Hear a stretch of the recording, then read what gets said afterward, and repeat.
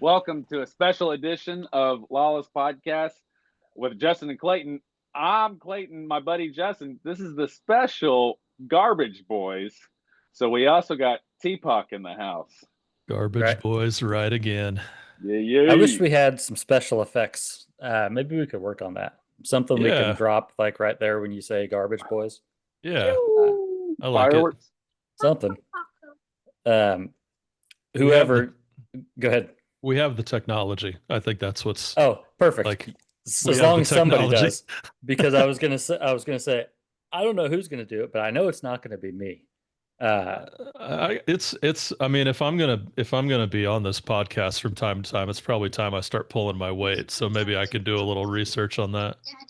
That is a function in CapCut that I know how to do. I've seen videos of doing it. Like I know where that button is. I've just never invested any time. But you know what? There's no time like the present, I guess. Here's a good example of how unaware I am. I've heard of CapCut. I'm not real sure what it is. I assume it's like a video stitching software.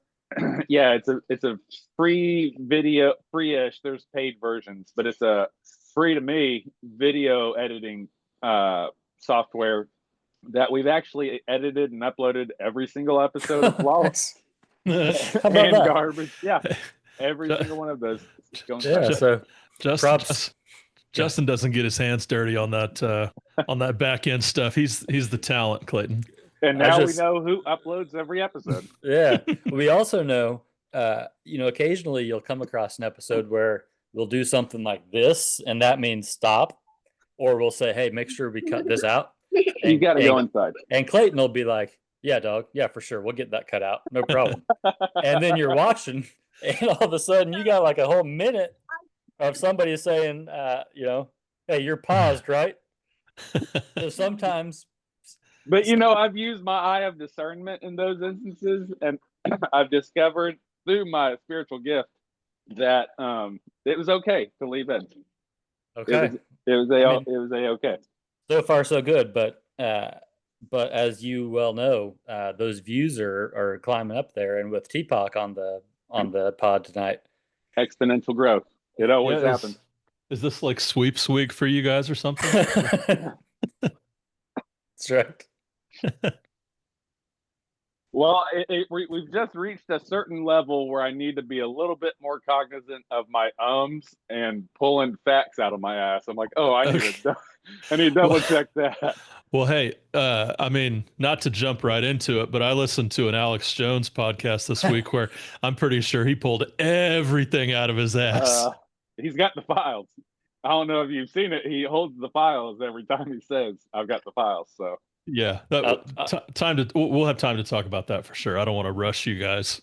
Well, I just got to say that, I never thought that in 2025 I would hear my brother say, I listened to an hour of Alex Jones. Listen. I mean, you've really evolved or devolved. I don't know. You've done something. You're growing. So I'm going to tell you a couple of things, sir. First of all, that was the most painful hour of listening in recent memory. And also, I do generally try to listen to what Clayton sends me because nice. I am I'm trying to broaden my horizons. I'm trying to make sure that I'm observing different points of view, and Clayton's a pretty straight shooter, so I generally try to listen and take away from it what I can. I can tell you that after years of following Clayton, he hasn't led me astray yet. So I think you're all right. Yeah, I feel pretty good about it. I have certainly said some wrong dates and wrong names, but it was never intentionally. Going back and watching old episodes, I've said, "Oh, I meant that name, not this other name." But see, I'm more of a big picture kind of guy. Like I don't really care if a name or date is wrong unless that's like the big picture. Yeah. I'm more about like, did somebody say something kind of like that? Like, was the spirit of what you're telling me, is that true? That's more of what I'm interested in than bare facts. Yeah. With the one that comes to mind, the one that haunts me, I'm sure no one really cares about, but I transposed David Crockett and Daniel Boone in a story, and I was telling a story of Daniel Boone when he was hiding in the reeds and he watched his oldest son get murdered by some hostile natives, and the whole time I was saying Davy Crockett. And even Justin challenged me. He's like, "Are you sure it's Davy?" I'm like, "Davy." And saying the whole, I just doubled King down of the Wild on it. Frontier. Yeah. The one that haunts me is I don't even know what song it was now, but I attributed a song to the wrong artist, and I just wish I could take that moment back and clear that up in case anybody ever watches that and is like, "Wait a second, that's not who's saying that. This guy's an idiot." Yeah. In case someone's digging deep back in the archives, Right. I can tell you that is when we had almost dozens of listeners at that point. We've climbed a peg or two since then, but that was at a slightly degraded point. Yeah, that's a story that you don't want to be on the breaking news. That they've uncovered some old podcast episodes and they've got some questions.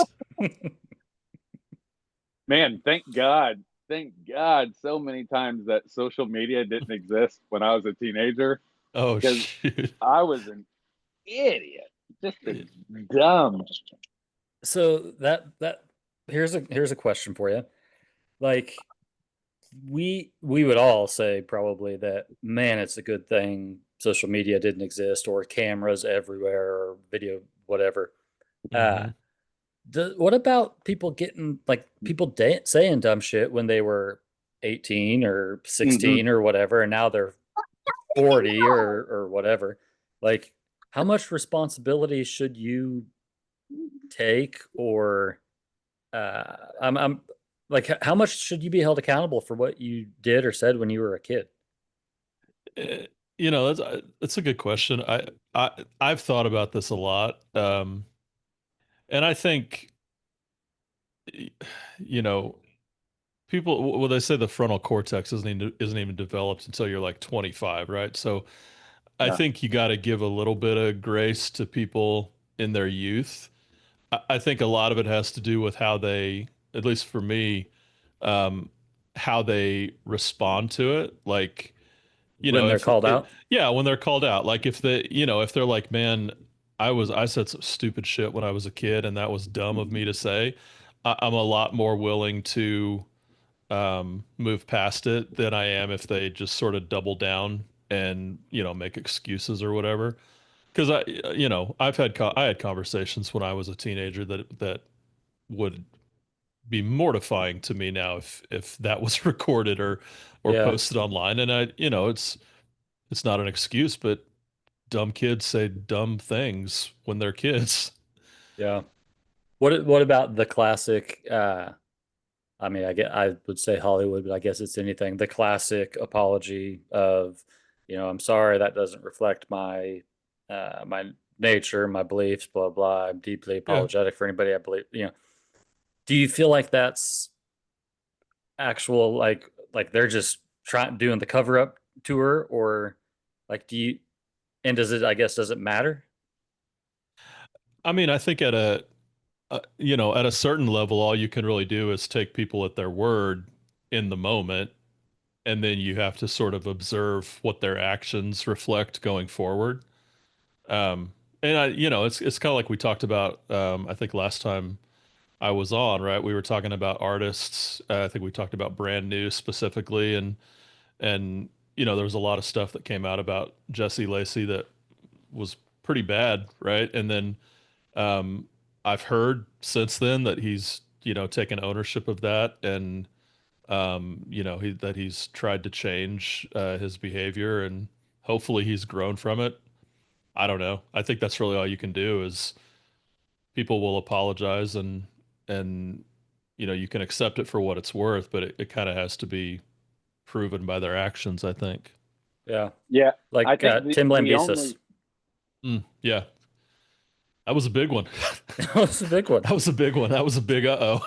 As near as I know, he has not tried to murder his wife again or hire someone to murder his wife. No, I don't think so. I do think that might be a good example, though, of a guy whose apology was maybe a little bit. I wish I hadn't got caught.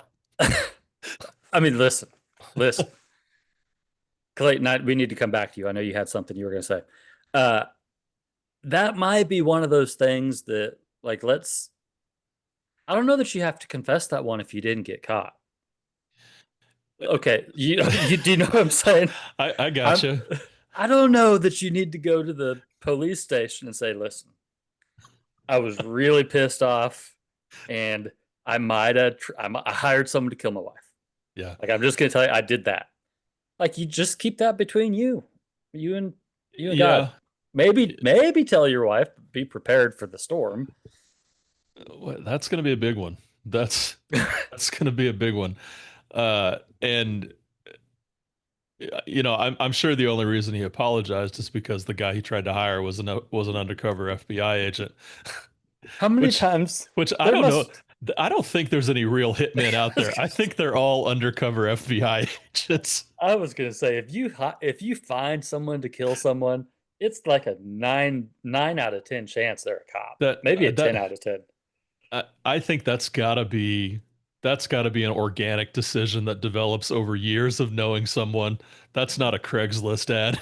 Does anybody even? I wonder if anybody even like comes up with that on their own, or like, how do you even? Unless like the cops are out there, like, you want me to kill your wife? Like, so there's got to be entrapment in there somewhere. You would think, yeah. I think it's kind of like cop stories, like how like the spouses and everyone who knows a cop expects like the whole police culture to be one way, and then whenever they hear the truth, they're like, oh, well, I guess there is corruption, but it's not like how I thought there was. And maybe there is some like instilled, whatever the negative thing is in law enforcement, but it's not quite how I thought. I think that's how professional hitmen go. I think like the movies and the pulp fiction novels make you think that you can go to a seedy bar and find a guy in a trench coat, with a dagger. But really, these guys work for Lockheed Martin and, some subsidiary of BlackRock, Vanguard, and State Street. Now, those guys really do own everything. Yeah. So you think that if you had somebody that you just they for whatever reason you wanted them dead, and let's say that you were successful in finding a hitman, you're saying that they would work for one of those companies, or what do you mean? I think like in the real world, it's at a level like unless you're an organized crime, which is also they're a very active part of this. But the ones that I'm thinking of are the guys who work for like high level CEOs. Really, it's someone who a CEO would call in a friend for it, that you're calling a favor for someone that works at the Department of State. Like, hey, and they talk around the bush the whole time. Okay. You meet on a park bench but on the National Mall in Washington D.C. and like it's dark and some guy just hands him a manila envelope and then he just gets up and walks away. That sort of thing. Something that's not going to be found in a Freedom of Information request, 40 years later. It's gonna something where there's no paper trail. There's LLCs owning LLCs. That's how these people get paid, kind of thing, in some Virgin Islands or whatever.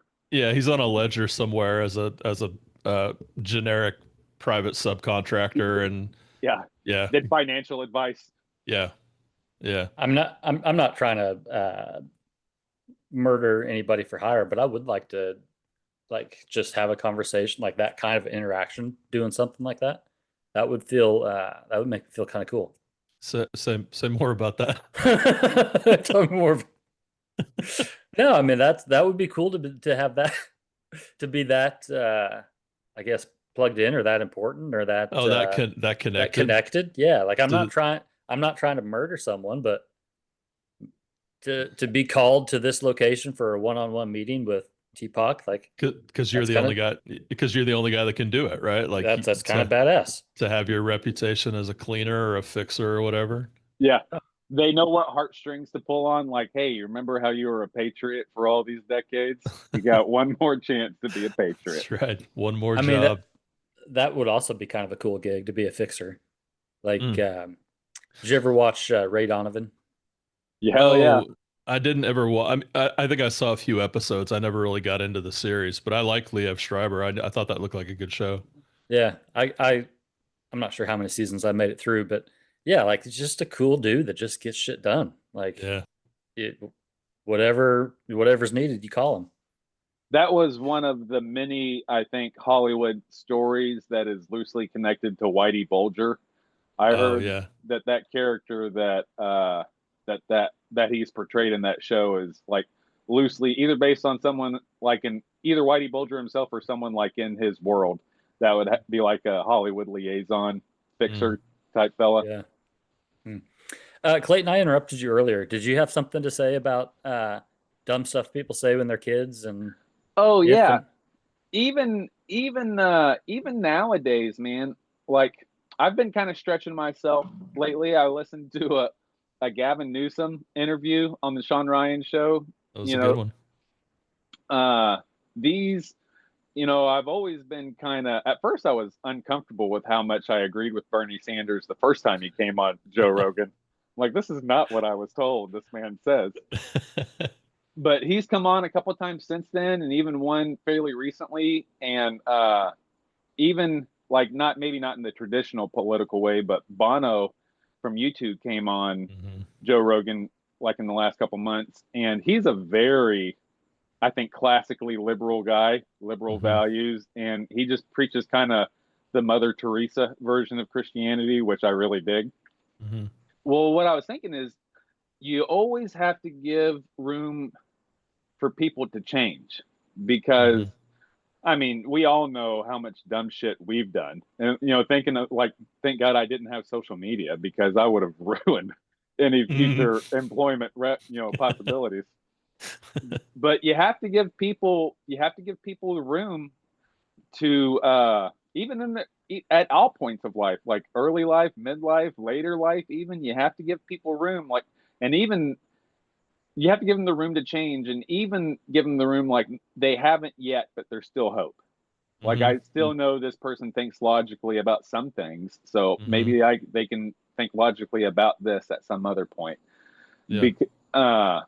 Or else it gets pretty bleak if you don't. Especially, I mean, because that's so unrealistic. When you like these comedians, a lot of them are the ones that get brought up in the spotlight a lot. But even political figures, or like these people from the corporate world or entertainment world, you have to give them room to be like Tracy Morgan, like the offensive stuff that he said, regarding people in the LGBTQ community. He said some stuff, but that was comedy at the time. I'm not giving him an out or whatever. But even he's addressed that very publicly, and has done lots of stuff since then. He's changed. Like Snoop Doggy Dogg isn't making the same kind of rap that he was in 1994. You know what I mean? Yeah. You got to give people the room to grow. Yeah, and I think that this is maybe not entirely a non sequitur. I was having a conversation with Regina the other night. We went to a concert and we went and saw Counting Crows, which is one of my favorite bands of all time. And I was thinking about how long I'd been listening to them, right? So that like I've been listening to them for literally 30 years. Like they were not that much older than me, I don't think, when maybe a little bit, but not significantly older. And we were talking about how like a band's stage persona changes so much over time. Like Adam Duritz, when he was young, he was super pretentious. He seemed like he was super full of himself, and that's not how he comes across now. And I think you just get that in a lot of cases. Ideally, you get that. Not everybody. Some people keep it, but like to be able to look at somebody over the period of 30 years and you can sort of chart that growth, right? Like he's had heartaches that he didn't have 30 years ago. He's been humbled in ways that he wasn't humbled 30 years ago. And that's what I do think it's dangerous to sort of pin everything on something somebody said at a point in time, or something that, that got quoted 30 years ago, or even mistakes that people had made in relationships or the way they treated people. And it's not an excuse for what they did, but people do grow. Yeah, you always have to leave that possibility. Yeah. There's been some on in my like kind of little political sphere of like the libertarian kind of conservative world. Mhm. There's been a lot of folks that went bad on Trump over a couple of different issues, but they really kind of solidified whenever he engaged in arguably when he did the bombing strikes on Iran. That's when Mhm. they really solidified. I'm thinking like Tucker Carlson, Candace Owens, Dave Smith. Yeah. But since the Epstein kerfuffle has unfolded, they have really doubled down, and Mhm.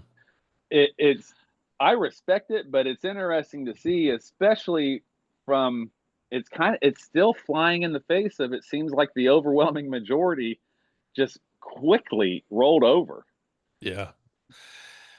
And I think, uh, yeah, and that is just tough for me to say because I have no love for Candace Owens or Yeah. Tucker Carlson, like, and so the I can't even express to you the anguish I felt internally, repeatedly finding myself agreeing with them, Yeah, and on some and things. and I have to step back and say, you know what, it's okay.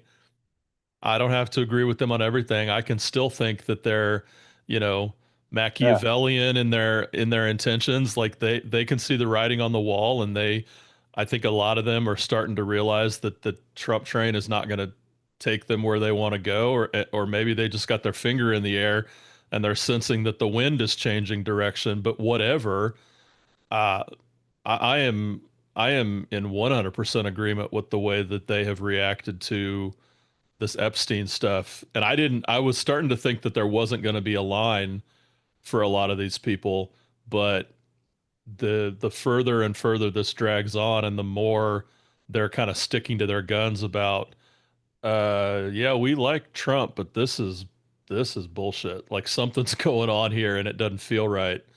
I'm trying to give them as much grace as I can, but yeah, it's weird. Why do you suppose nothing's been leaked yet? Like, there's, and this is something that I don't really understand about the process, about how a federal judge can just override the president's or anybody's Hmm. order. I don't understand that, but I mean that's just going to continue happening because the federal judges are appointed, and I'm sure that some of them have been instructed that not to cooperate.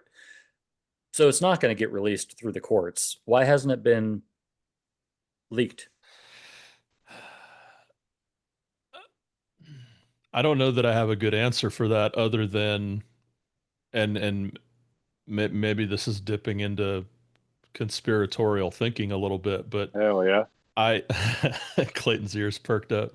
Yeah. Um, I mean, one scenario is that they're just afraid for their lives, right? Like that there's people that are implicated in those files, whatever those files may be, right? I know everyone's kind of talked about like a little black book, but even if that doesn't exist, you've got, I'm sure, financial transactions, notes, The potentially totality. the totality of the evidence, right?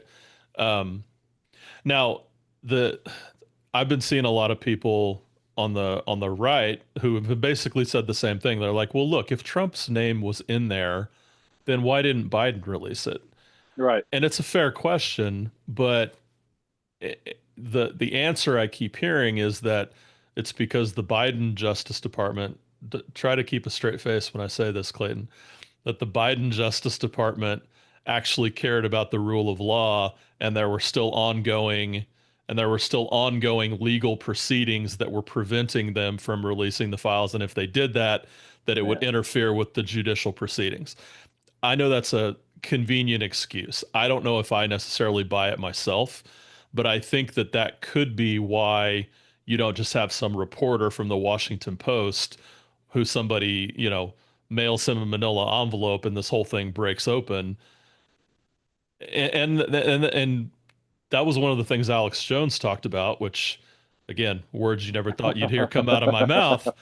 But the one thing that he posited as a potential reason why Trump might be trying to cover this up is because what's in it is so devastating to the world at large, right? Not just talking about US politicians, but Yeah. global politicians, right? And and so like the idea that if somebody just took this stuff and the New York Times printed it and posted a link to it online, like there would be so much shit that would come out that we don't know what would happen, right? That it would really destabilize the global order. That is all of my chips are on Yeah. that spot. Like I think that there's so much, so many people implicated in so many things. Yeah. That I just don't know that society will stand, or something will replace it surely. But I'm not sure that things could stay the same if it got out. Well, I think it was pretty telling in the vote to release. There was like an initial kind of bipartisan bill that was put forward by Thomas Massey and I forget Ro Khanna. And it was overwhelmingly struck down. It was a bill for the federal or for the legislative branch to get in and declassify everything. Yeah. And there were only 6 people who voted in favor for it. So you've got some dude from Iowa, and he's voting no because on releasing that. You have to think why. And yeah, that's what I'm saying. That's the damage that's being done. Is one of the larger faces of the damage that's being done is just the erosion of any trust that's left. Like because my speculation goes wild, dude. I got a big tinfoil hat if you want. You know what I mean? Or it could just be, more than likely, I think it's your political donors that are maybe making offhanded comments saying, "Hey, it'd really suck if all that came out, and you don't want this Coke money drying up. You don't, whatever. You don't want this M&M's money drying up. You don't want this whatever." And it could be that, or it could be their names on the list. One of 1,000 possibilities. Yeah. But it does seem like there's pressure to conceal whatever this is. I feel like, Justin, kind of like you were saying, I feel like it would be like a watershed moment. Like probably nothing would ever be the same again. And to me, it kind of feels like, it sort of feels like the UFO discussion, right? Like the sort of the party line that I've heard about that for years is that obviously the government knows more than they're saying. And the reason they're not saying more is because they don't think we could handle it. Right. That it would just destroy everybody's sense of just what's up and what's down and religion and politics, and just it would be such an existential shock to our collective systems that they can't release it because they don't think they could control the outcome.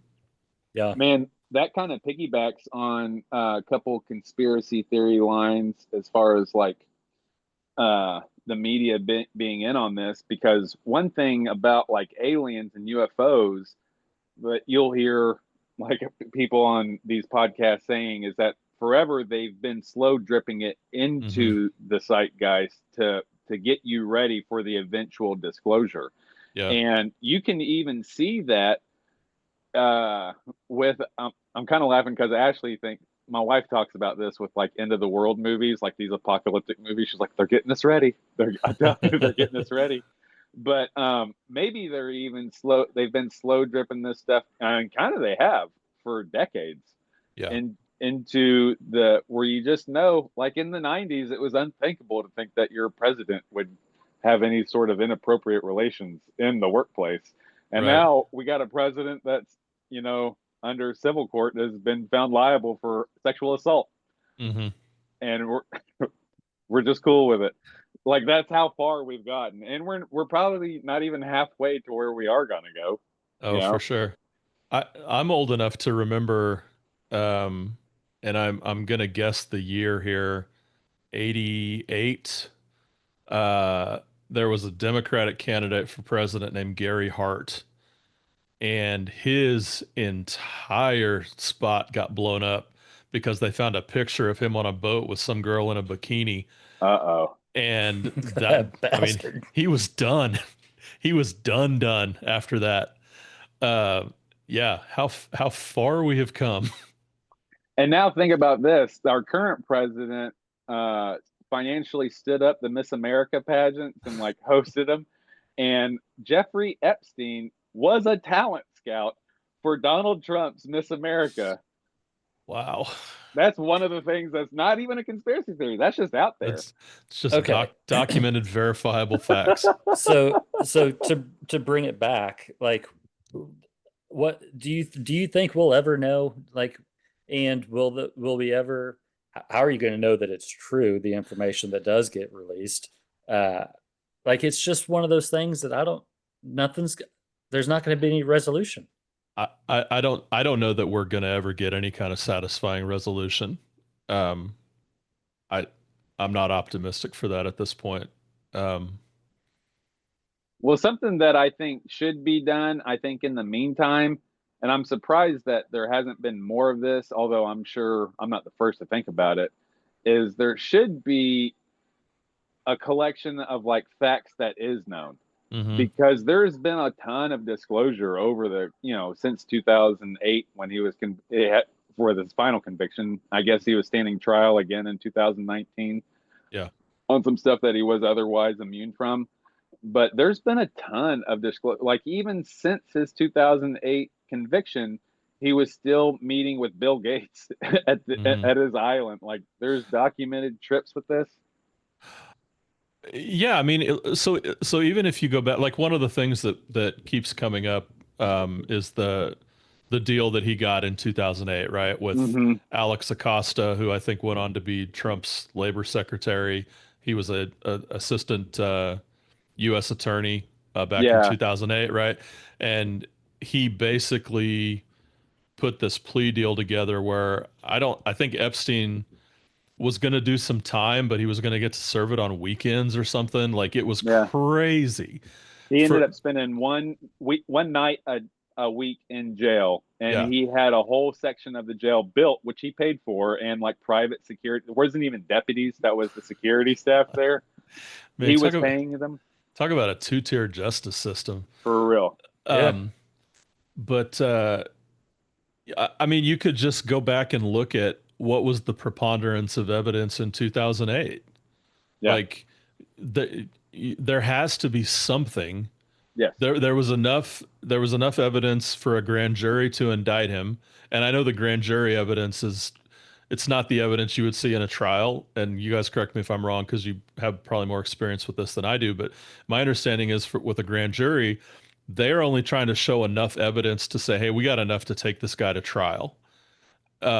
So, releasing all the grand jury evidence would focus pretty much entirely on Epstein and maybe Ghislaine Maxwell. It's not going to get into Bill Clinton and Bill Gates and Donald Trump. So a lot of people feel like when Trump told Pam Bondi to release the grand jury testimony, that it was like, okay, we're gonna give you something here, but he's relatively confident that it's not going to implicate him. But you could go back to, I would think you could go back to all those records, everything that they gathered to bring charges against Epstein in 2008, because there certainly would be something there. Mm-hmm. Yeah, even though I don't think they would do this, but it's something that easily could be done without disclosing anything that hasn't already been disclosed. Is I want to see Kash Patel get on CNN or Fox News or whatever and lay out everything that we know from 2008 and the evidence that was used on that 2008 conviction. Yep. Which I think included a 2006 trial also. But everything, all the evidence that was used in that and everything that has been disclosed since then, I want to see Kash Patel lay it all out. Yeah.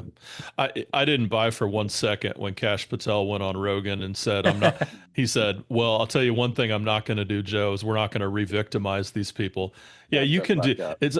I'll tell you what, Cash, I'll send you a package of black magic markers and you can Yeah. redact those names all you want. But what about when he said, listen, don't you think that I would do something if there was something here? You're You going to be hear the it from me. first to know. You're going to be the first to know when I find out. Okay. That's when he I'm the had guy. me. I'm the guy. Yeah. And Cash Patel and Dan Bongino, I swear, every time they've been on camera about this, it looks like a hostage video. A hostage Like video. those guys, Their eyes are bulgy. they Their skin they are is pale. they are sweating You know. What a terrible position to be in. for real. Can you imagine? Like because whatever the situation is, you know the truth, and like just not being able to say it would be.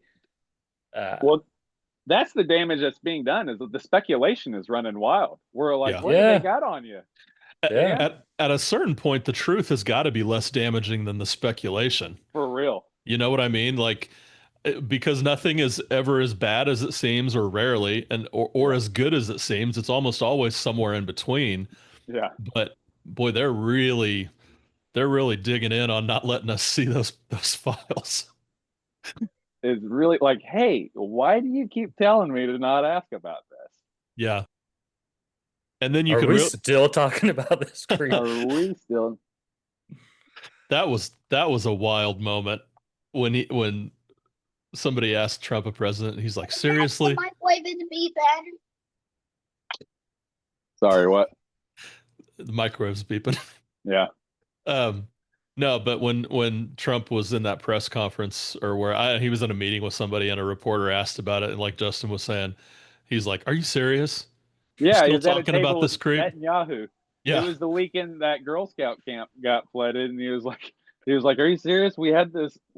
I've heard people like say, like, we had a storm, and you're talking about this Jeffrey Epstein guy. you're talking about the biggest criminal case in American history. Are you Yeah. serious right now? I got this wonderful man, and then he goes on a trail of praising this wonderful man. Oof. Yeah. Yeah, I've heard some speculation that the reason it all got reversed was because of that trip. That Netanyahu may have directed him or instructed him not to.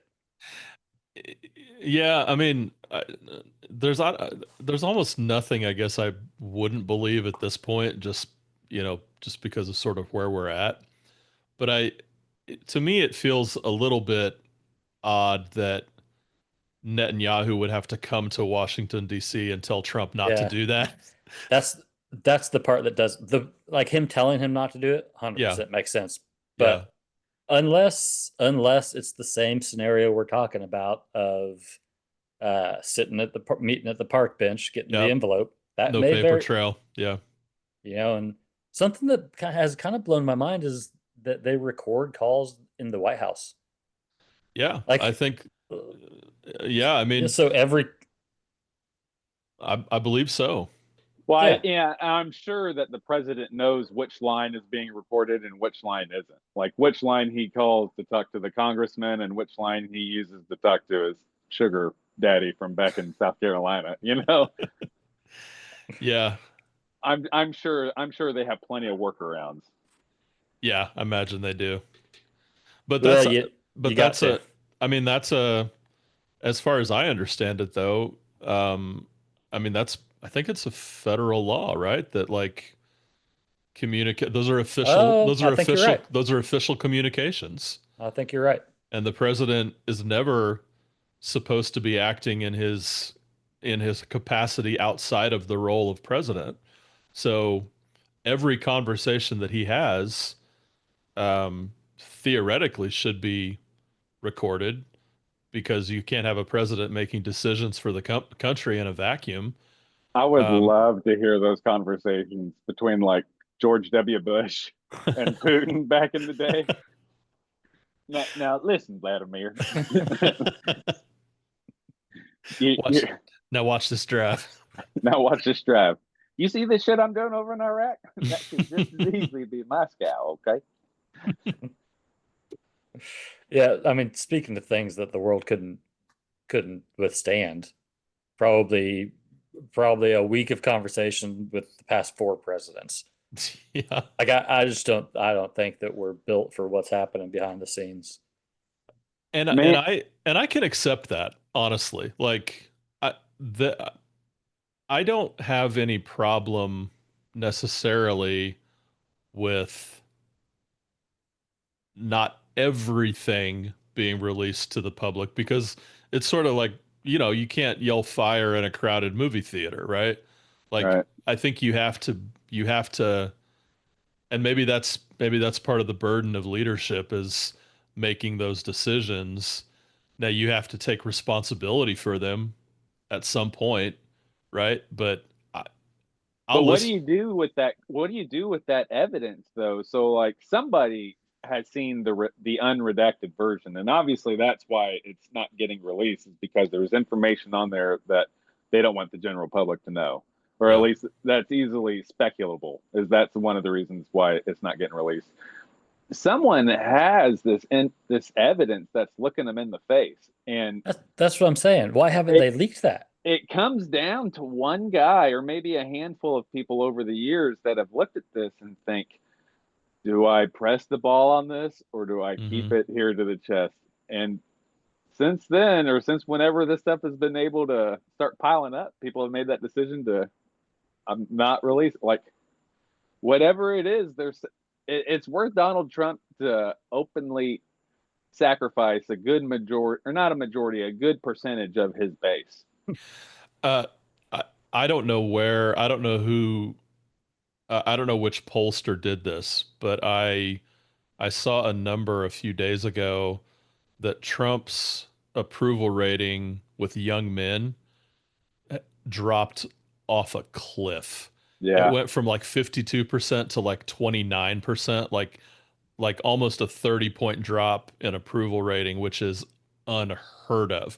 I That's heard that almost quoted by Dave Smith recently. It's almost, it feels like that would be statistically impossible almost, because that's such a massive drop in polling. And I don't think they ever typically look at just one poll, right? Typically you see the averages of lots of polls. So that doesn't feel like an outlier to me. That feels like a pretty significant shift. I mean, it's consistent with like everybody on my social media. Like even, Yeah. I mean, well, yeah, even then it's consistent because there's still the handful of people that are just like hardcore. Yeah, I guess this you're is right. an The attack. percentage matches. Yeah. But the vast majority of everybody I know is like, So then that there's people that and I want to say this without any trying to take the least or the most amount of venom out of this as I can.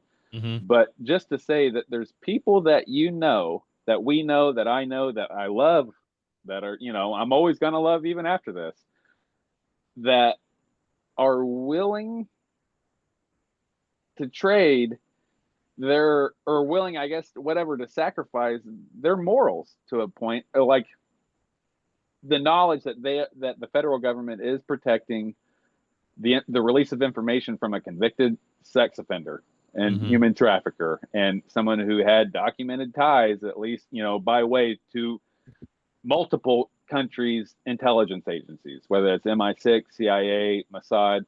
Like, these things we know, and we see them sacrifice. There's people that we know and love that are accepting that information and still, like, just following the line. Actually, like I said, the majority of people that we know are still doing that. And I don't like, I don't know where to come out on the other end of that, but it's definitely worth noting. Yeah. I guess the majority of people that I know are not fine with it, but I mean, I guess we don't know what to do about it. Like, we're not gonna. Maybe that's what it is. Other than. Do you think it's a resignation? Like they're just, they're just resigning to the fact that, like, oh, this is the best we got. Like, well, he's still our hope. Or what are they doing?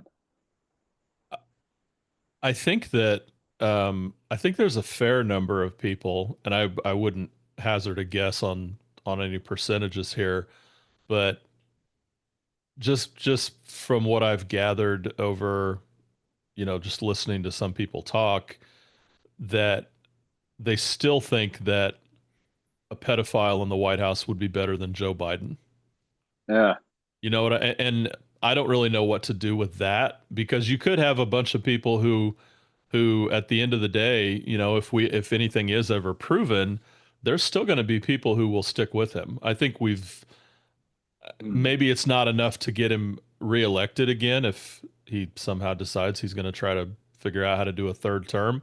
I don't know that he would win, but I think there are people who have bought so far into the MAGA ecosystem that they can't get out now.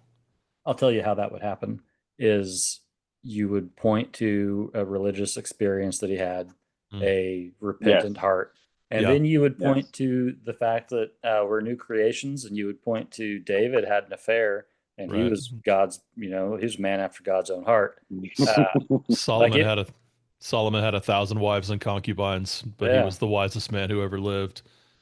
Yeah. Yeah. No, I mean, I think it could, honestly, I think it could pretty easily be handled in, that's a short road. That's a short road to the painting at Michael's of Jesus holding Trump from behind. There's a very short road between the justification and that painting. Yeah. Maybe I'm just imagining this, but I feel like I've seen an image of Jesus either sitting next to or arm around Trump saying they did the same thing to me. Yeah. Yeah, he said, "Don't worry, son. They rejected me too." So okay. So I didn't make it up. I even saw one that was like, I was found guilty in a court of my peers. That's amazing. Well, kind of along those same lines, and I think I mentioned this in one of our group chats, but I'm curious what you guys think about this. Because I was listening to that Alex Jones podcast the other day, I'm going to call it the Tim Dillon podcast, because I can't bring myself to say I was listening to the Alex Jones podcast. But one thing that I noticed that Alex Jones was doing pretty much through the entire interview was he was having a really hard time squaring the fact that there's obviously a cover-up going on. Yeah. With why it might have been happening. And what he kept coming back to was the possibility that, yes, Trump's name may show up. And then he would say, "Now, I don't think he did anything." It's like he's trying to hold both of these things in balance of, yes, maybe Trump knows that his name is in there. Maybe he's covering for somebody.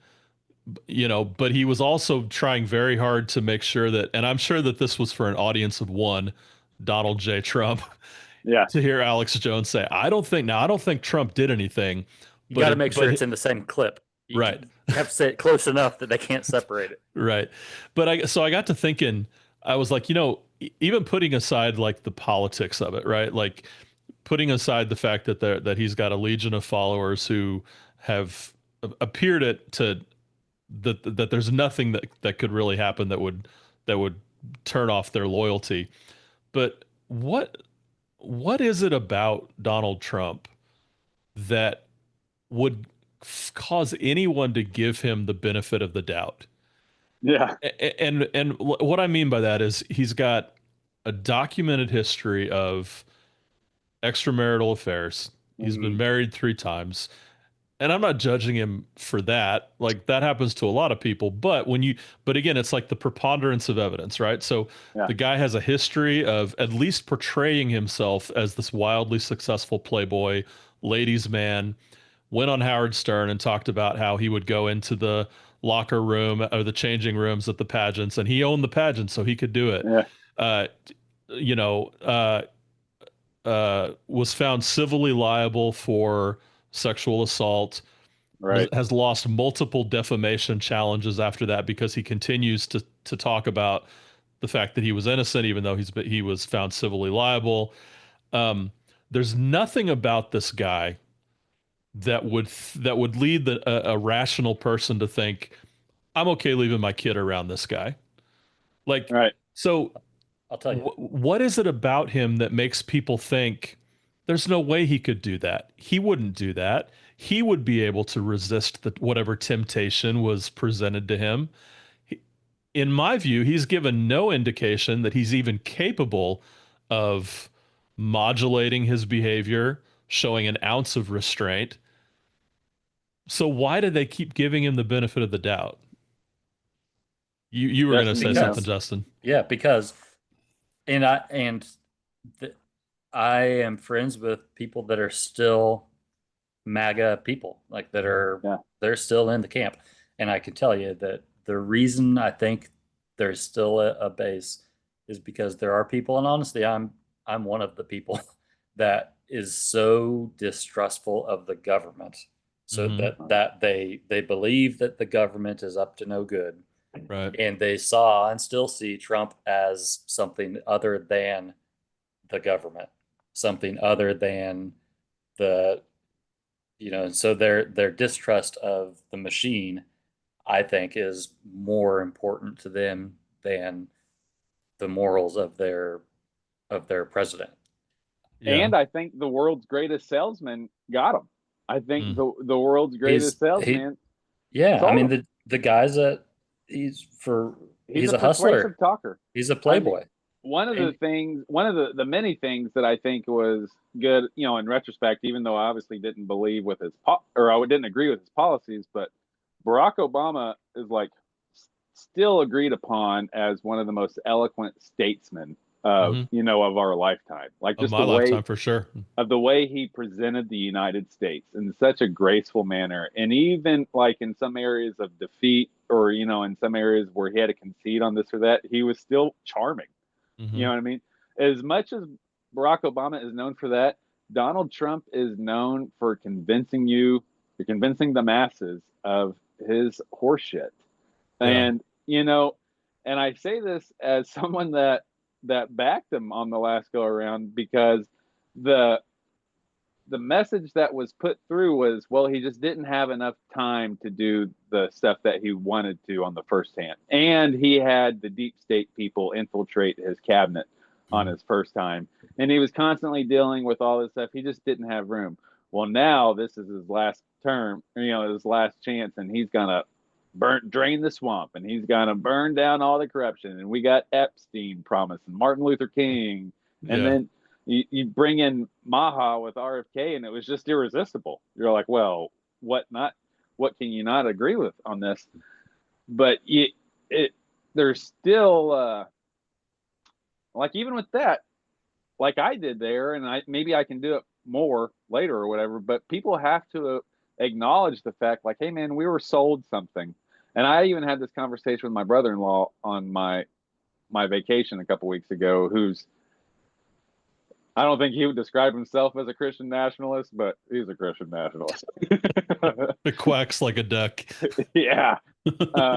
Even he agreed that, man, I think we were sold something that we're not getting. Yeah.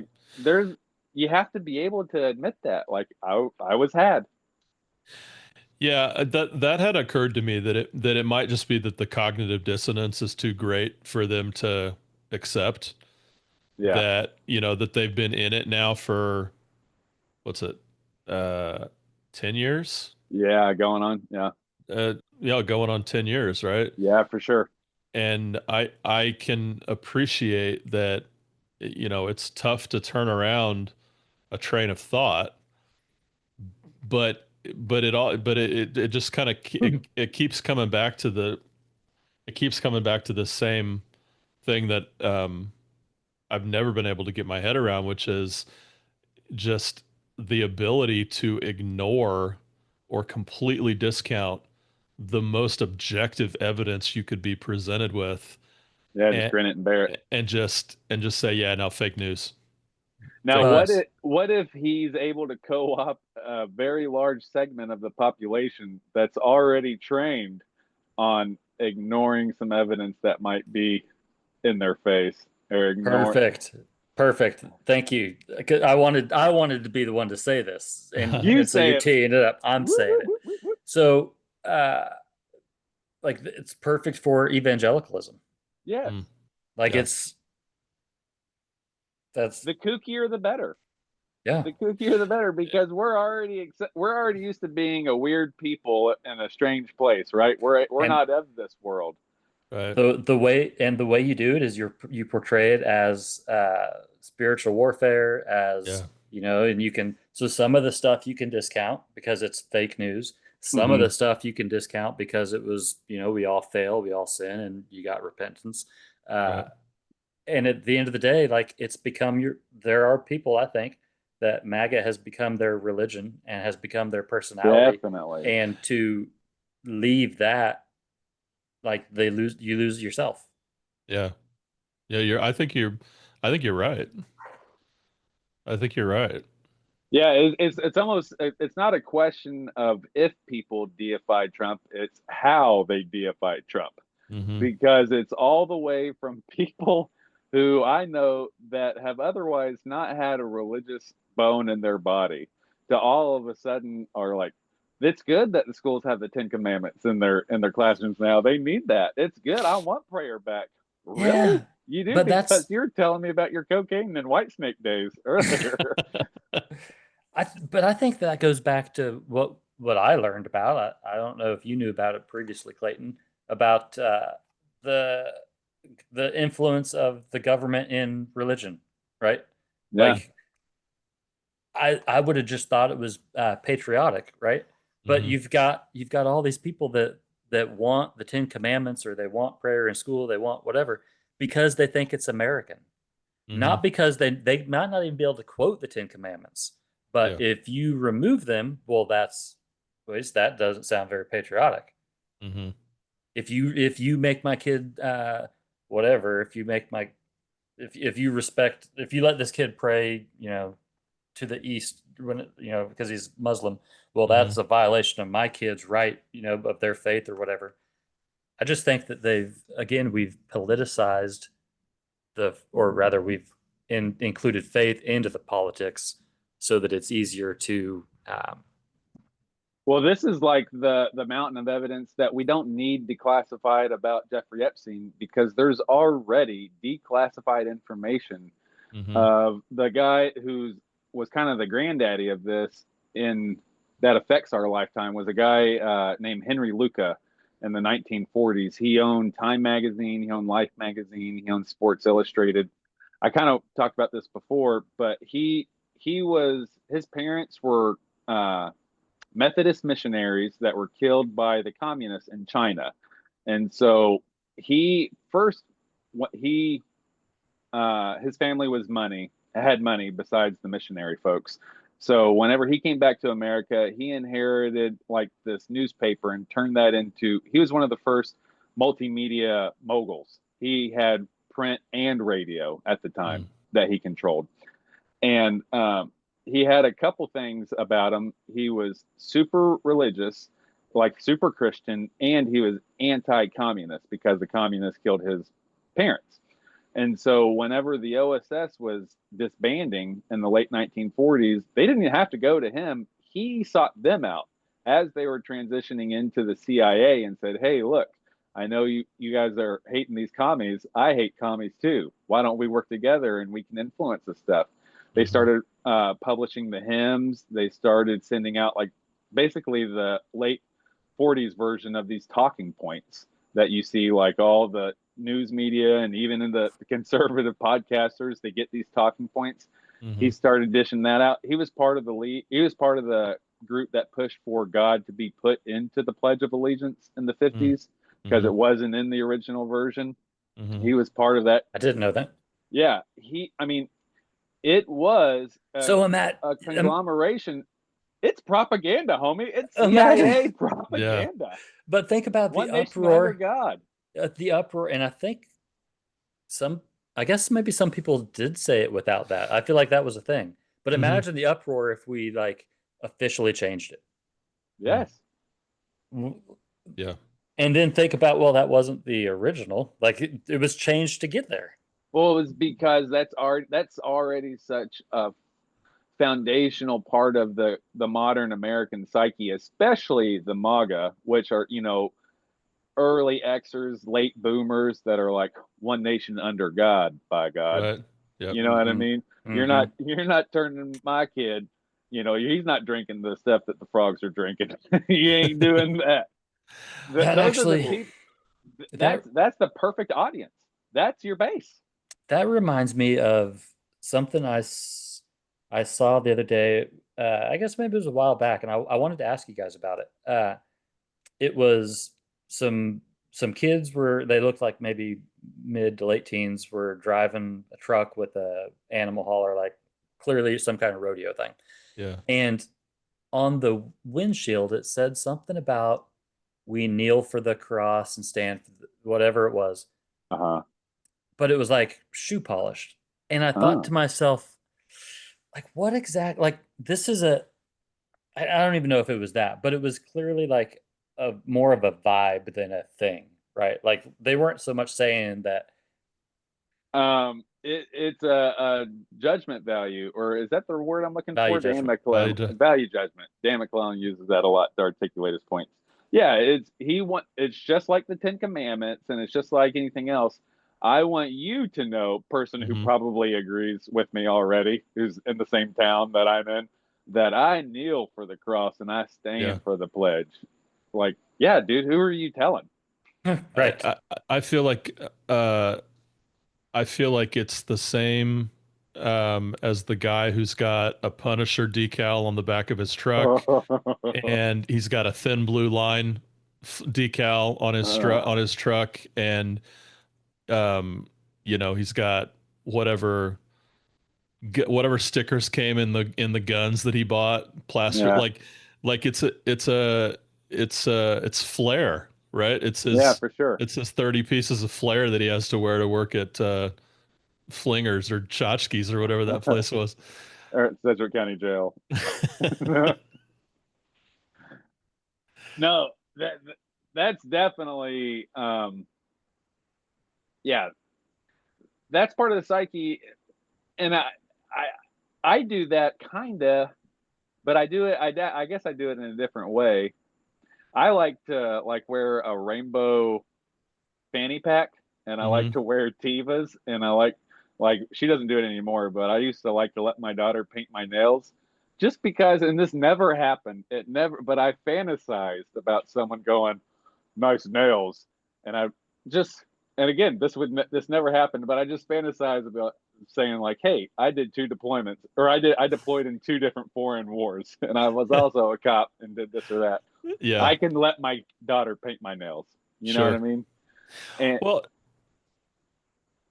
go ahead. no, I, I was just I gonna say that's like the flair that I subconsciously portrayed, and minus the nails, I still do all of that. And yeah, it's almost like the Metallica patch on my jean jacket that I want to, sure. like, I want you to know I like Hootie and the Blowfish.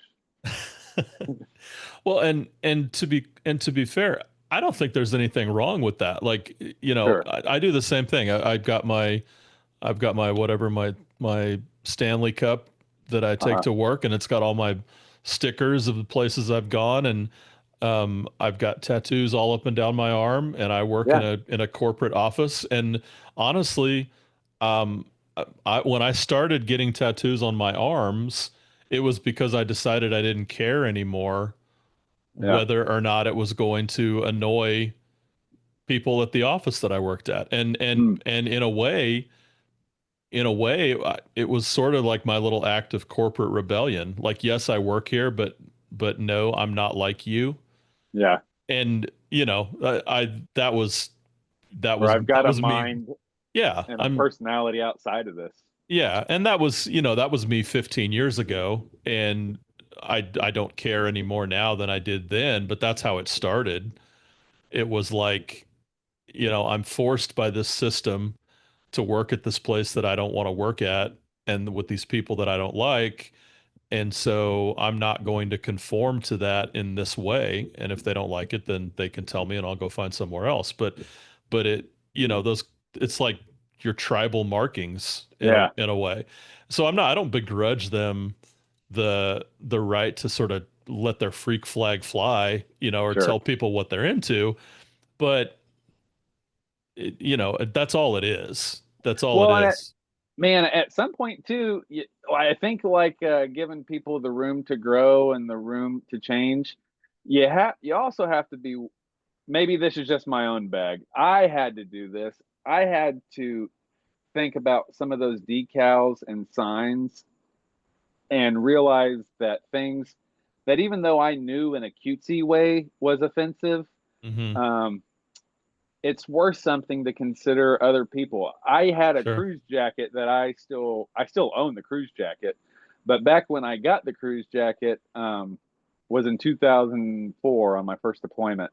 It had an American and a Confederate flag crossed on the shoulder, Mm-hmm. and I still don't think, even though I know that, like, my argument back then would definitely have been along the lines of heritage, not hate.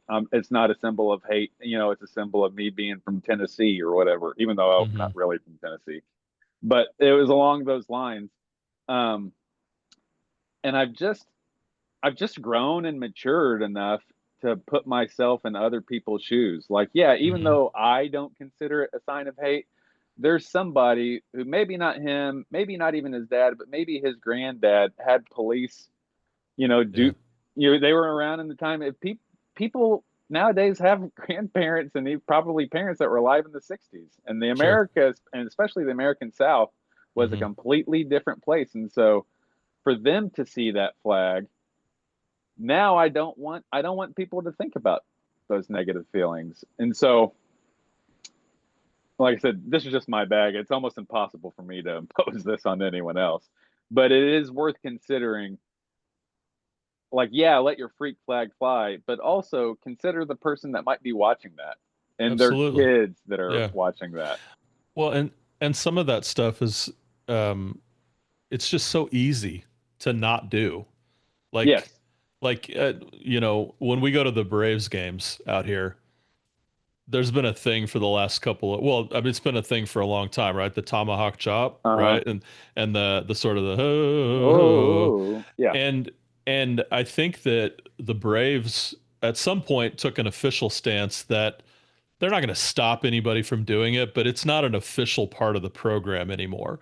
So Yeah. you go to the games and people will do it, but a lot of people won't.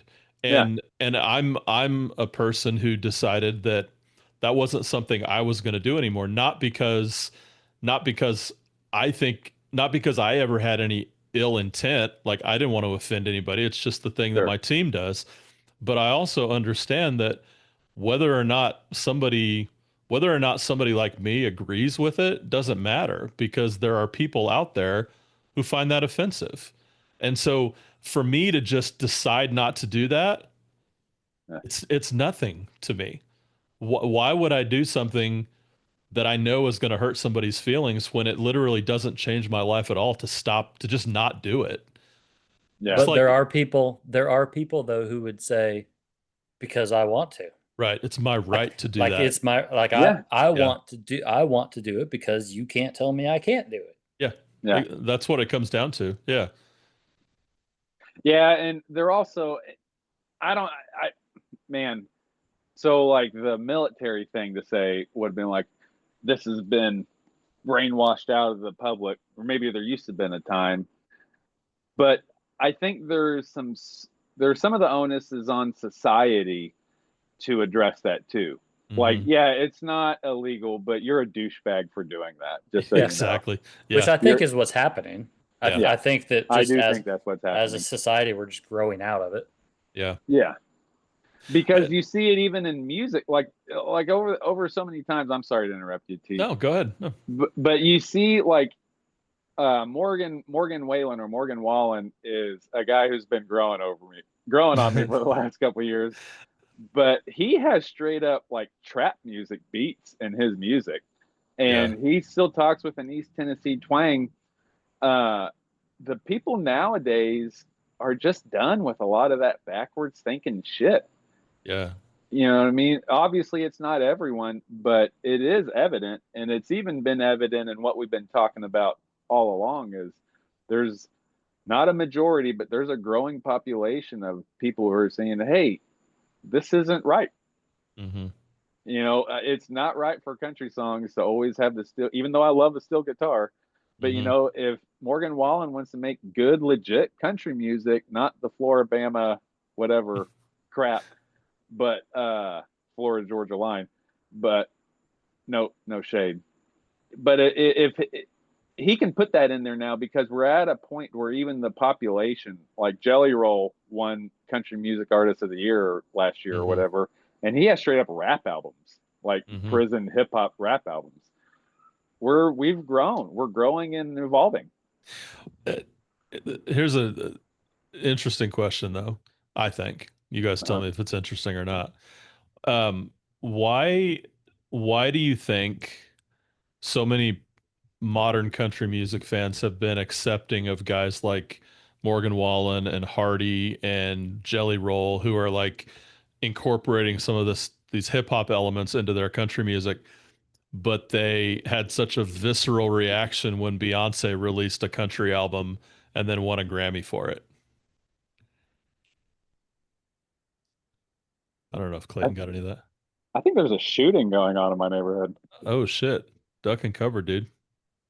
No, I mean, I guess I'm good at stop. I heard boom, boom, boom, boom, boom, boom, boom, boom. Some good trigger control, whoever it was. That's I've never considered that. What was the question? I'm sorry.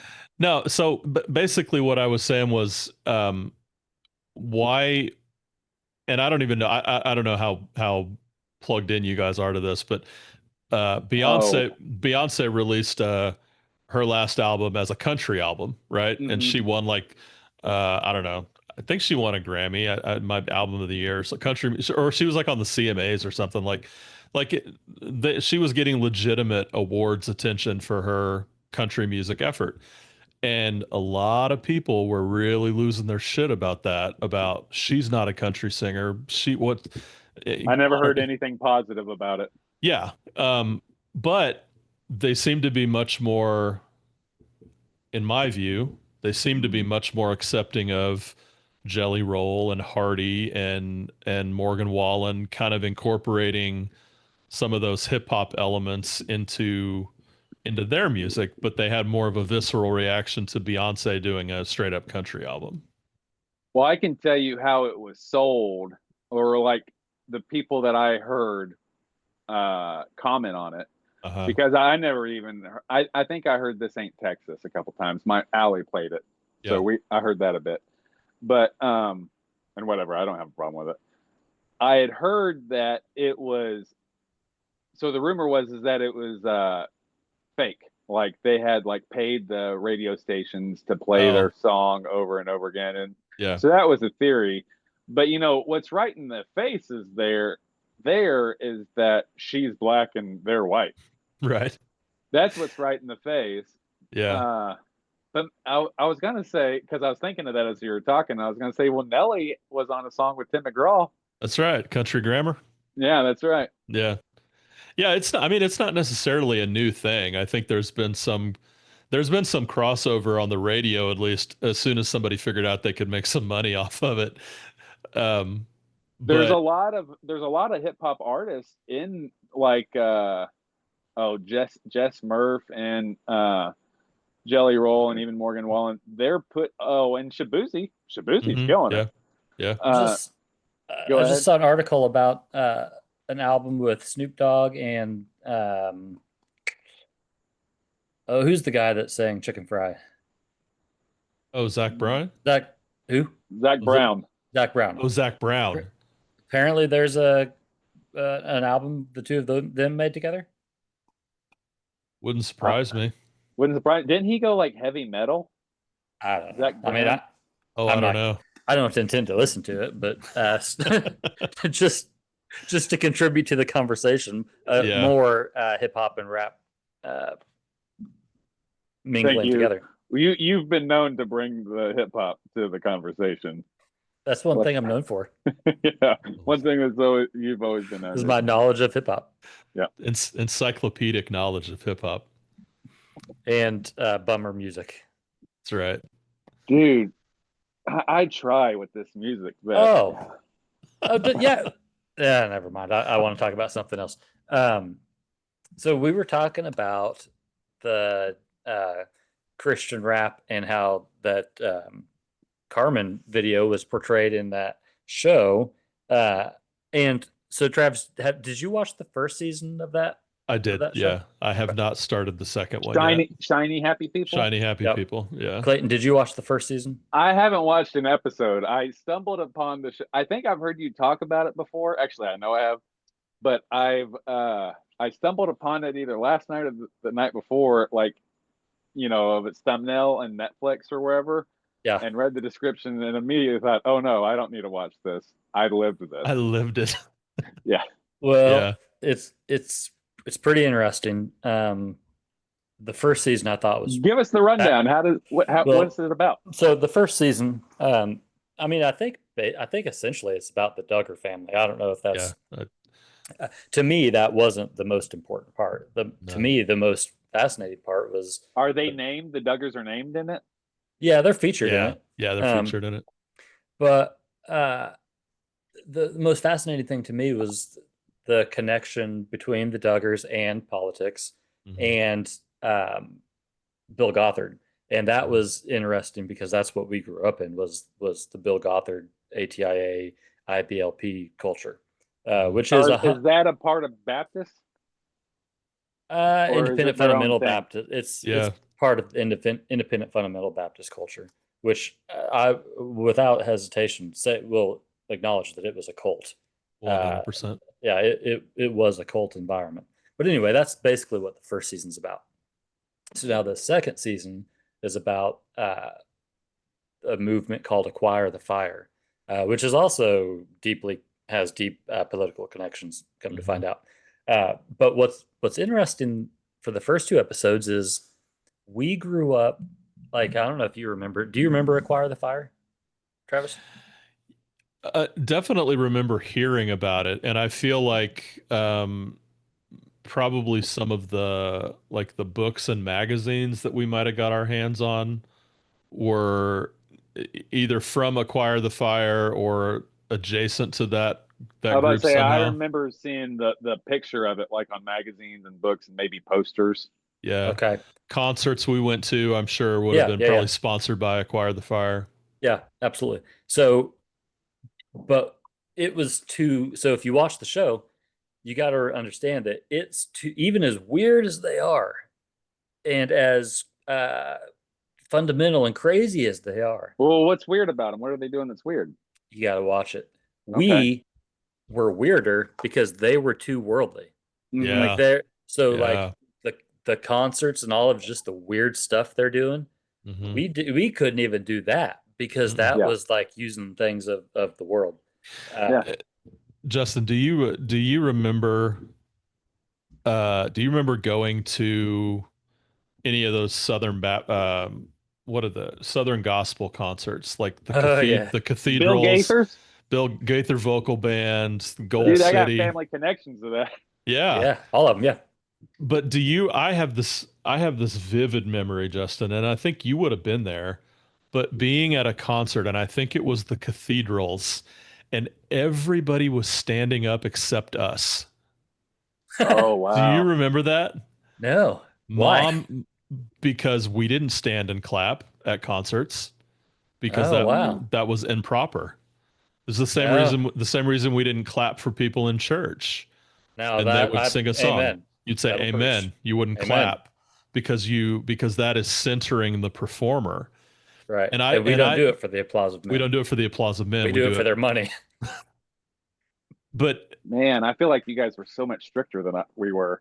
We had our own crazy, but it was different. I know we were. We were. I know you were too. Oddly enough, and this was after I was out of the house, and maybe Justin, you might have been out of the house too. Our family veered off into Pentecostalism. So they went from this very very formal, very quiet, and sort of non-performative culture, and they went hard in the other direction. I don't Just I don't know if my parents were ever like big speak in tongues, get up and dance type of Pentecostals, but I know the Oh, yeah. church they were going to was. Do you remember? Maybe we shouldn't. Was it there in Wichita? No, the church was in you where don't. was that, Udall? Oh. It was that, I don't know if you ever Do we went know down. someone connected to that church, Justin?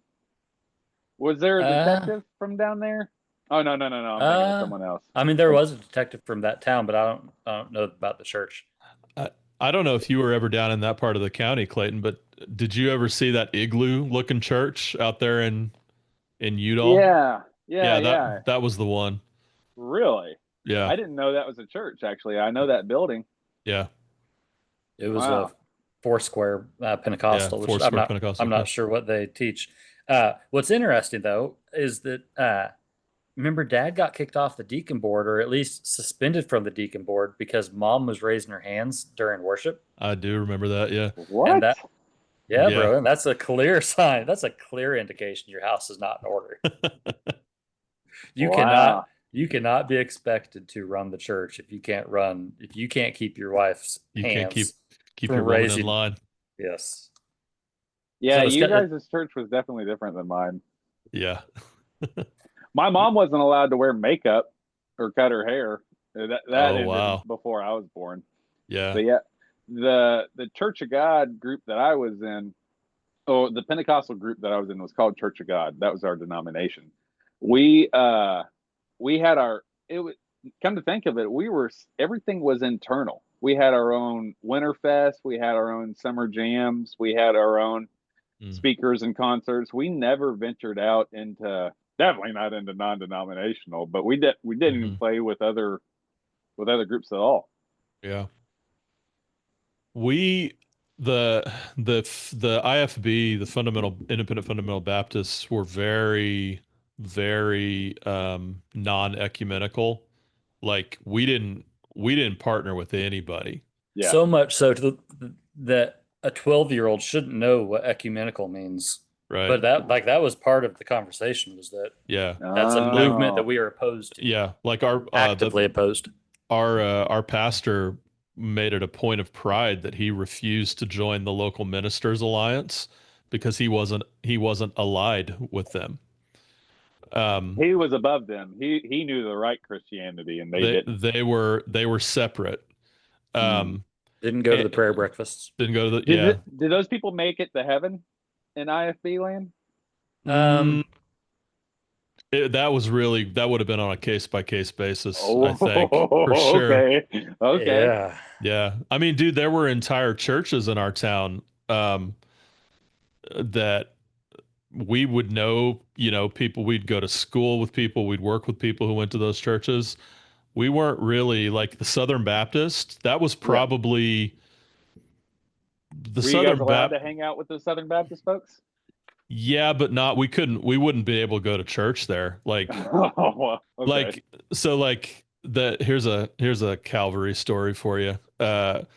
Because Calvary Baptist Church was just so boring and there was really just nothing to do as we got into our, I say me and my friends. Justin might have been maybe a few years behind this. So I don't know if you ever went to 20 somethings up at Central Christian, Justin. No, but I was pretty judgmental of you that did. So there was a big mega church up in North Wichita, Central Christian Church, I'm sure. Yeah, Clayton. Six Flags over Jesus. Yeah. Right. So on Sunday nights at like 6 p.m., they had their singles service. And several of us decided that we were going to skip Sunday evening Baptist service and we were going to go see what was popping up at Central Christian. It was noted, by the way. Their absence was noticed and noted. and noted. And after, I don't know, maybe 2 or 3 Sundays of doing this, those of us that were venturing up into North Wichita to see what was going on up there, we were given an ultimatum that if we did not stop that, by the pastor and the deacons He that pulled you to the side. yes, well, there was a meeting, and we were told that we would no longer be able to play on the church softball team if we if we were going to evening service somewhere besides Calvary Baptist Church. So that was the mindset. Were there the meetings like do you every think- Sunday? Were there Do you- meetings every Sunday that we- was just part of church? Sunday morning, Sunday evening, Wednesday evening prayer meeting, or if you were of the youth, you had a WANA on Wednesday evenings. Wana. Oh my goodness, there's Wana in some of the churches that I was going to. Oh yeah, yeah. Wow. Oh man, Justin, you remember? Shucks, I forget his name. Who is that famous famous Baptist preacher? I was going to his church in Atlanta. Andy Stanley. Andy Yeah. Stanley. Andy Stanley, yeah. They got Wanas, and that's their youth ministry. Their kids. Is it really? I didn't know that. Yeah, that was a hit church. I think We went I think there he was for a pretty while. wise. We drove out there for a while until we got tired of driving from Ackworth to Alpharetta. We every went Sunday. to the Gwinnett campus, Yeah.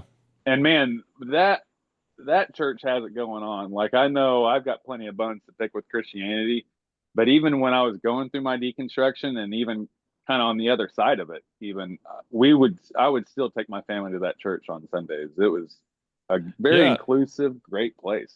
Yeah. And they really set the bar for a church experience, I think. And to the point that it was frustrating for me, because once we decided that it just was it was too much to drive all the way out there every Sunday, and we started looking at other churches that were like North Point, closer to home, none of them even came close.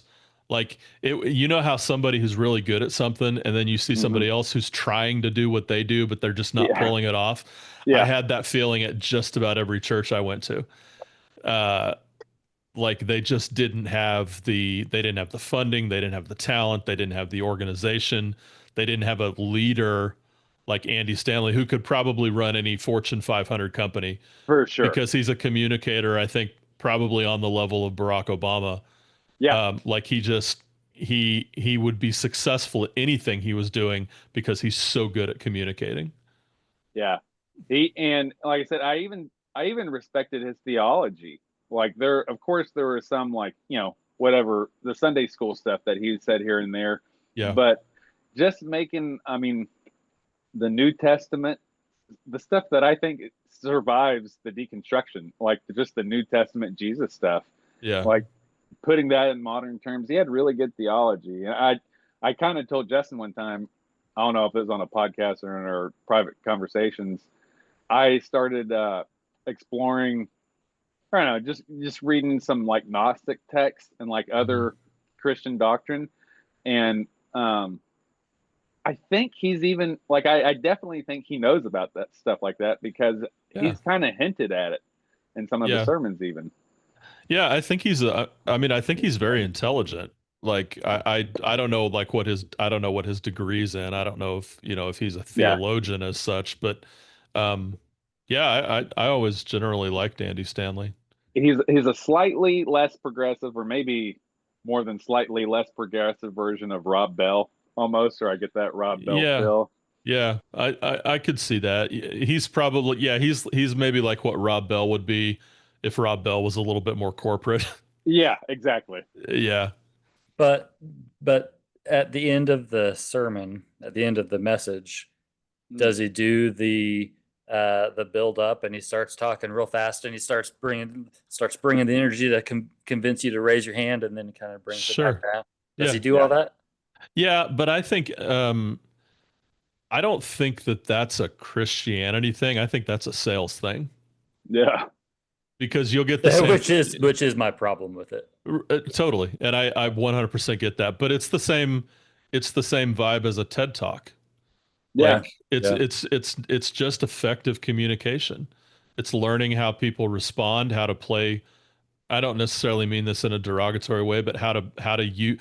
I was going to say how to play with their emotions, but I think what I meant is how to use their emotions. Yeah. To get your message across and to get maximum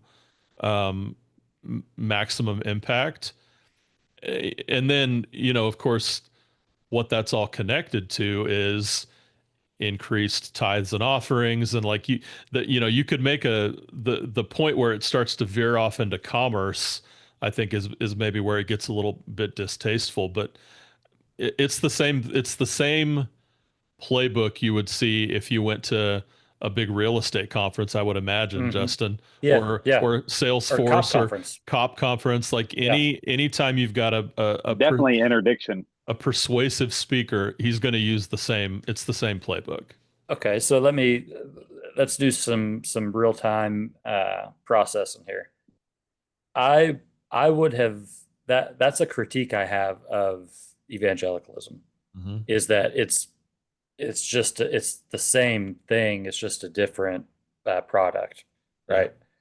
But if that's just good communication, like if that's just effective communication, maybe they're not necessarily. Do you think that by doing that, are they necessarily uh, lying or being deceptive? If and I'm specifically thinking about with kids, like with teenagers, with youth. Uh, when you've got the guy up there, and in fact, that going back to that documentary, they really talk a lot about the impact or the control that this leader had, because he's a very charismatic leader, Mm-hmm. over these kids and the things they would do because they're just easily manipulated. Sure. Like, Yeah. is that necessarily wrong when it comes to religion, or is it just a tool? Well, I think particularly, and obviously, just my opinion, and I'm kind of forming this as we speak because I don't think I've given this a lot of thought, but it, I think I think maybe there's an ethical consideration when you're using it to manipulate children. Um, not that it's not that it's less harmful to manipulate adults, but it feels particularly insidious to me to manipulate children like that. And I know. Well, what do you mean by manipulation? So like there's a big degree, but like what are like from the shiny happy people or even what you've seen? What are you talking about? Well, so I mean, I could speak from my own experience here. As a kid who went to church camp every summer, and looking back on it, like you could almost chart it out. Like over the course of the week, the messages are going to move in a certain direction. There's going to be a talk about purity. There's Mhm. going to be a talk about the importance of what music you listen to. There's going to be a talk about whether or not you want your friends and family to spend an eternity in hell. Mm-hmm. And it was the same. I mean, it was the same program every year, different speakers, but generally the same program.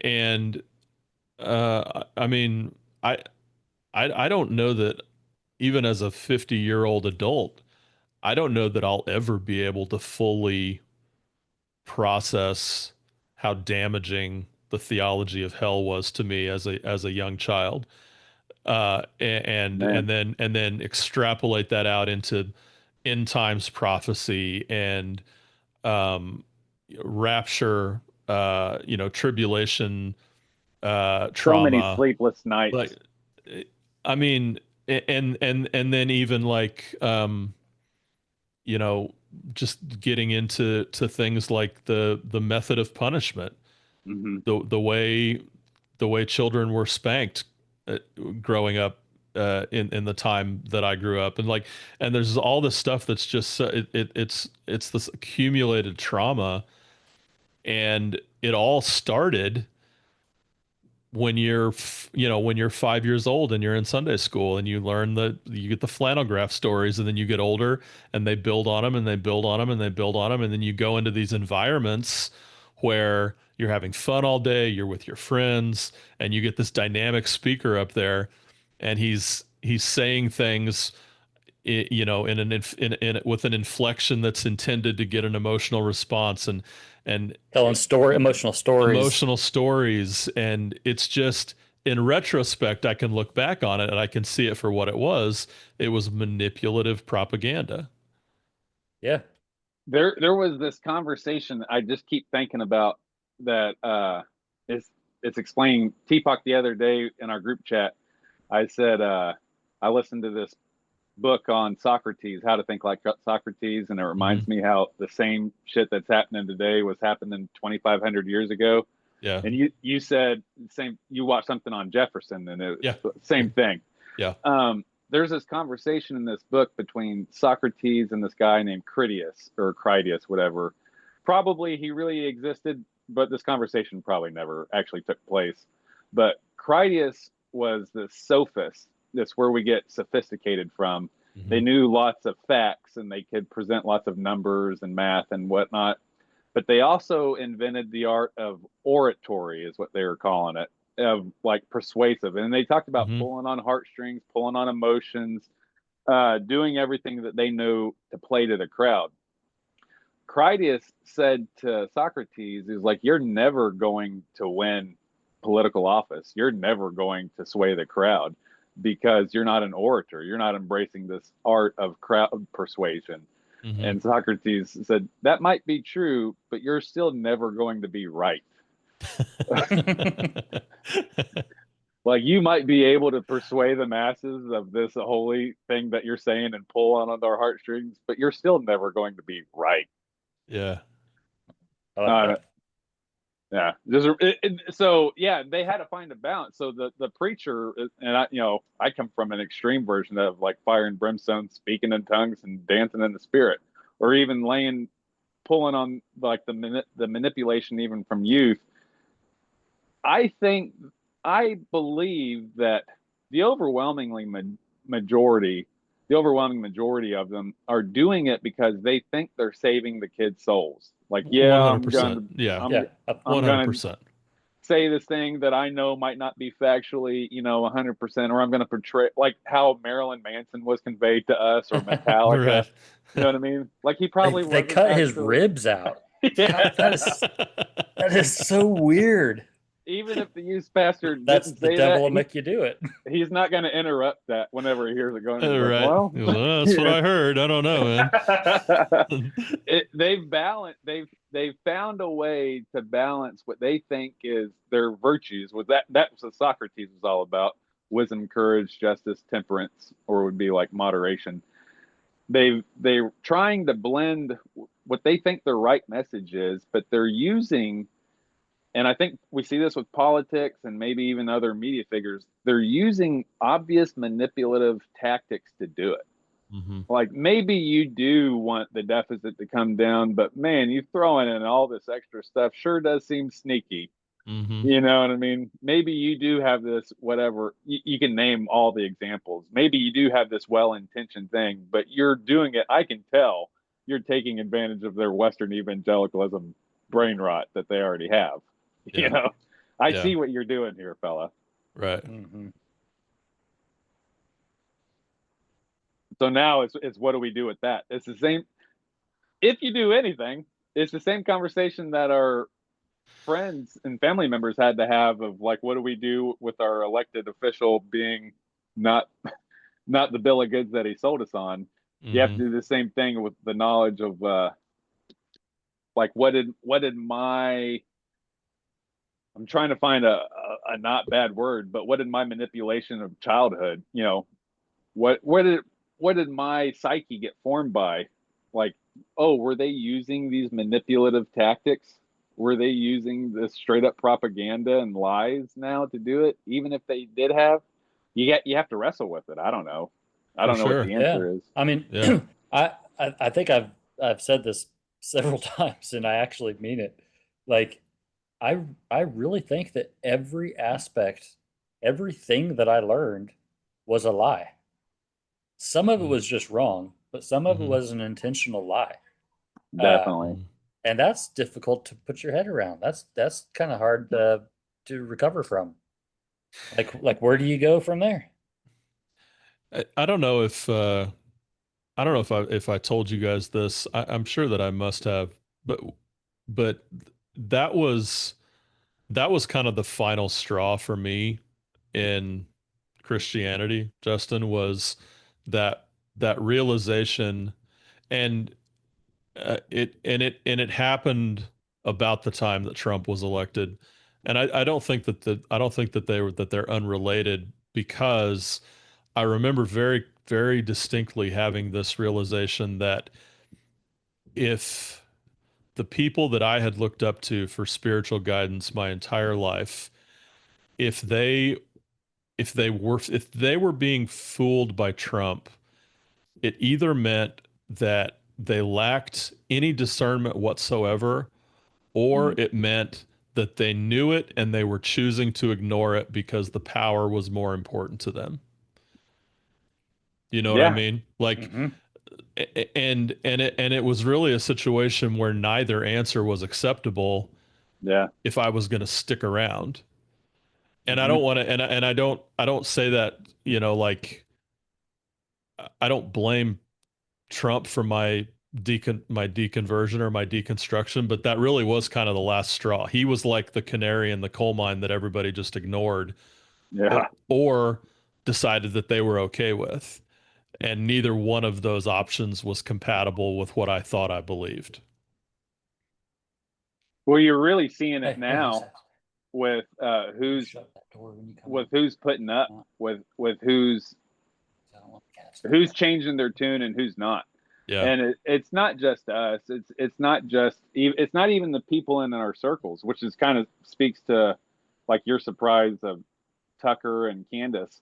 hmm It's everyone. I think it's almost admirable. It's good in some ways because it's pointing out who's sticking with these morals that they've professed for hmm this time and who's willing to fold. And Yeah.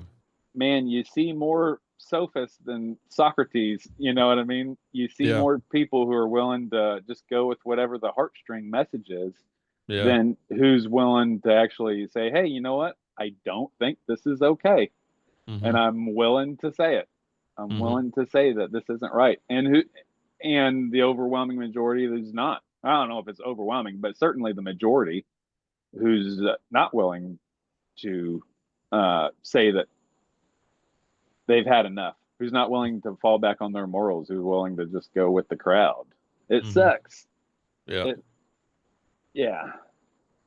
People will let you down. hmm Repeatedly. Um, I am at a point, I'm going to drastically shift gears. I'm at a point where there's nothing good on Netflix or nothing good. I have HBO Max. Or no, it's not HBO Max. I just have Max, Prime, Hulu, Netflix, and Apple TV. And man, there's some stuff like I had the second season of Sandman on, and it Yeah. was almost just playing in the background. Like the Yeah. story cannot hook me yet. Yeah. I don't know that I understand, and I can relate because we do the same thing every night. We search the same for apps, and there's just nothing worth watching. But if you knew, I think that there's a ton of stuff on there. You just don't have access to it because it doesn't show up on your browse. If Yeah. you knew kind of how to browse or where to see everything, it would. Hmm. Specifically for Netflix, I've seen this list several times, and I don't know how to use it, but like there's a list out there of I think Netflix has like 1,000 different categories of movies or something, and each one of them has Wow. has a number associated with it, and it's like a very specific genre that's tagged to that number. And so I don't think I've ever tried this actually, but I think the idea is if you search for that number, it'll take you to that category of movies. Oh, interesting. Um, but I haven't really explored it. But I've been told the same thing, Justin, that there's Huh? Netflix has a huge library of content, but it just They doesn't must. it doesn't Yeah. show up when you're just scrolling through. Yeah, and it's obnoxious because like I get that the algorithm tells them what I want to watch, Mhm. but maybe I'd like to change it up a little bit. Yeah. And maybe I'm tired of English dubbed foreign gritty crime dramas. I Like, don't see that ever happening, but anyway. They really had me pegged there for a little while. with the foreign, like the Norwegian murder investigations. yes, yes, in the village of whatever. Yeah, Dork and Schnork. Yes. Are you like? Were you just pulling that out, or like? Yeah, totally. Because you nailed it.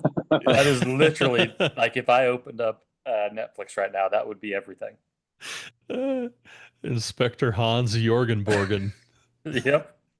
In some quiet village. Hey fellas, my kids have won. I have to go. They've won this battle that they've been fighting all night. Okay. Well, it's a war of attrition. Yeah, It is. All right. They got this one. fight the good fight. Later, garbage boys. Talk to you later. Bye.